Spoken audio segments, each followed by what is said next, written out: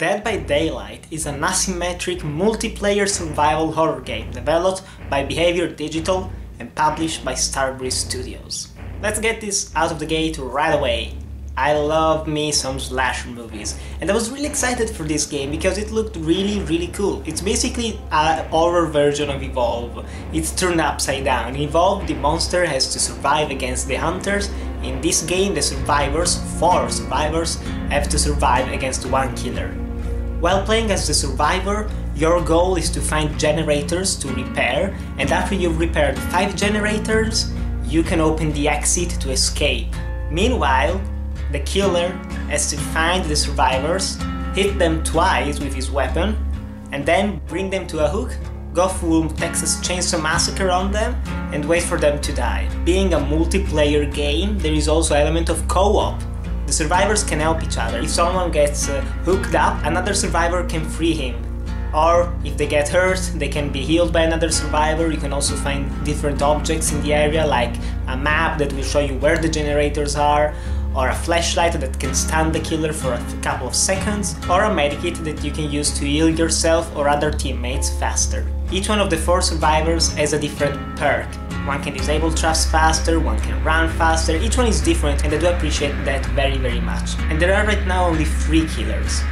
You have the hillbilly, who has a big ass chainsaw that he can use to sprint forward and stun a player with just one hit. You have the invisible guy who can use a cloak that makes a lot of noise but that will scare the crap out of you when you find him. Or the trapper, who will put traps around the map that most of the times you can't actually see because they're very well hidden usually. And when you get stuck in one of them, it's really hard to get out, and the killer will find you, most definitely. I honestly think that this is a pretty well balanced game, because while playing as the killer, it's very hard to find survivors. But while playing as the survivors, it's very hard to escape a killer. You can still throw objects at them, you can try to escape, and I do think that one of the biggest problems with the game is its actual community, because I found some very nice players that usually try to save you if you've been hooked up or if you are into a trap. They will try to save you, but there are also a lot of jerks that just play alone, and if you're playing alone you don't get as many points as playing with other players, sticking together with the team. That's the best part of the game, in my opinion, cooperating. And then you find the usual jerks when you're playing as the killer, the ones who keep on vaulting a window, because the killer can't vault the window very fast, or as fast as the survivors, and the survivors keep on entering and exiting, at which point you just stop caring about them, because they will keep on running the same way and you can't get them, because the killer isn't as fast as the survivors when they're sprinting. And that might make a couple of games a little bit annoying in my opinion. But I also found some players that understand the entire concept of the game and just keep on running in different directions, which is more fun in my opinion. And another aspect that many players are complaining about are the hook campers. These are the killers that just stay at a hook, waiting for other survivors to come, or waiting for the survivor that's been hooked up to die.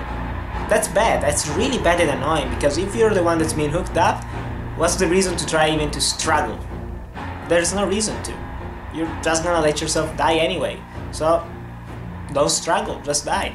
And that's very annoying. However, I've played a lot of really good games where players actually played in a intelligent way, where they cooperated, where the killers actually used a strategy that wasn't just camping, and I like that. And honestly, I do think that this game is also very well balanced, as I've already said.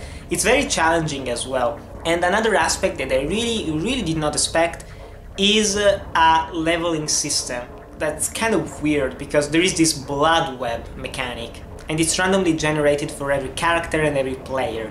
So no one is going to have the same perks and items at level 1, level 2, level 3. Once you finish a match, you will get blood points that you can spend to unlock more items. There are items such as flashlight and medikits that you can unlock, as well as add-ons that add more power to them. There are also offerings that will last just for 1 round. They can increase the chance of going to a different map or of having more blood points at the end of the match.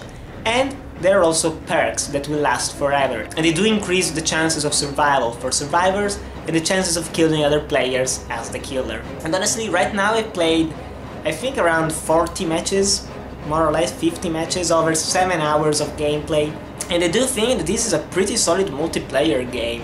Many are already starting to compare this to the upcoming Friday the 13th game. That one looks more like a simulator, let's say. You are at Camp Crystal Lake, you're trying to hide yourself from Jason, and he will kill you in just one hit, which is very different from this game.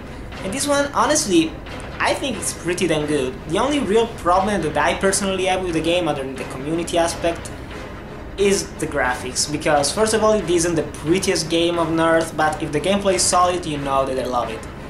But still, they aren't all the best, and they found a lot of glitches, unfortunately, especially one which was very good that you're seeing right now, where I just started falling through the ground once I escaped from a hook, and another survivor started helping me while I was still falling, and then I was on the map and he was still healing me, but I could move. It was very weird, and it's just one of many glitches that you will find during your playthrough. But they aren't game-breaking, and I do really like that. They're not game-breaking bugs.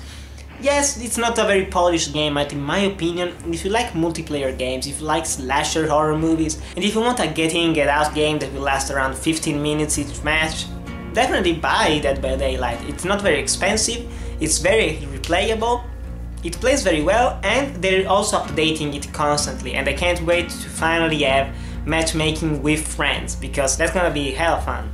But still guys, if you played Dead by Daylight, do you like it, do you dislike it? Tell me in the comments below. Thanks for watching, remember to like, comment, subscribe, and I'll see you in the next video.